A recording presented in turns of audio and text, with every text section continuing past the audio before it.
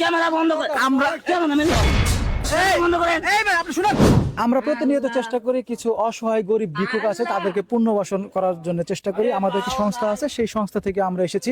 আমরা আজকে একজন ভিক্ষুক পেয়েছি, আসলে সে কিভাবে এই প্রতিবন্ধী হলেন সেই বিষয়ে আমরা জানবো এবং কি তাকে আমরা পুনর্বাসন করবো। এই যে ভাই আপনার এই পাটা কিভাবে হারালেন আমাদেরকে একটু যদি বলতেন। ভাই, আমরা একটা সংস্থা থেকে এসেছি, আপনি কিভাবে এই ভিক্ষুক হলেন? ভাই একটু দাঁড়ান, ভাই একটু দাঁড়ান। ক্যামেরা বন্ধ করেন। ভাই একটু শুনেন, আমি একটু বলি, আপনি শুনেন। ক্যামেরা বন্ধ করেন। আমরা বন্ধ করেন। ভাই আপনি শুনেন, আমরা একটা সংস্থা থেকে এসেছি। ক্যামেরা বন্ধ করেন। আগে আমার কথাটা শুনেন। ক্যামেরা বন্ধ করে কইছি। ক্যামেরা চলো, ক্যামেরা বন্ধ করে ভাই আমি একটু বলি আপনাকে। আমি ভাঙ গেলাম ক্যামেরা। ক্যামেরা ভাঙ গেলাম। এই শুনেন ভাই, না আমার ভিডিও বন্ধ। এই যে ভাই আপনারা শুনেন, আমি একটি সংস্থা থেকে এসেছি। এই যে যারা এরকম অসহায় প্রতিবন্ধী আছে, যারা ভিক্ষা করে খায়, তাদেরকে আমরা একটা আমাদের সংস্থা থেকে পুনর্বাসন করে তাদেরকে ভরণ পোষণ সবকিছু আমাদের সংস্থা করবে যদি সে প্রকৃতপক্ষে প্রতিবন্ধী হয়। তো আমরা কিন্তু দেখতেছি তার দুইটা পা নাই, আমাদের সংস্থা তার সমস্ত যাবতীয় খরচ, তার যে বাড়িঘর না থাকে সেটাও দিবে। হ্যাঁ, আমরা এই ভিডিওটা করে আমাদের সংস্থা পাঠাবো। আচ্ছা, তোমার পাটা কেমনে হারাইলো? পাউডার আমি দেম না।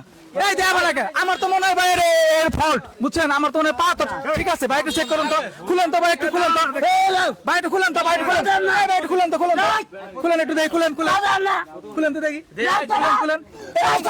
দেখি। এই যে ভাই দেন পা আছে ভাই, এই দেন পা আছে ভাই, এই দেন এত ভাগ কর ভাই।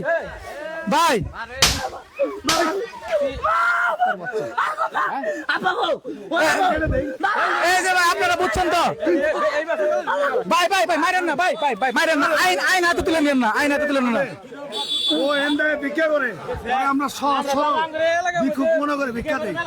ভাই আমরাও তো চাই। আপনি তো একটা ভালো উদ্যোগ নিছেন, এই তুমি এই যে এইভাবে যে ভালো মানুষ ভিক্ষুক সাচ্ছ প্রতারণা করতেছ, তুমি প্রতিদিন কত টাকা ভিক্ষা করে পাও?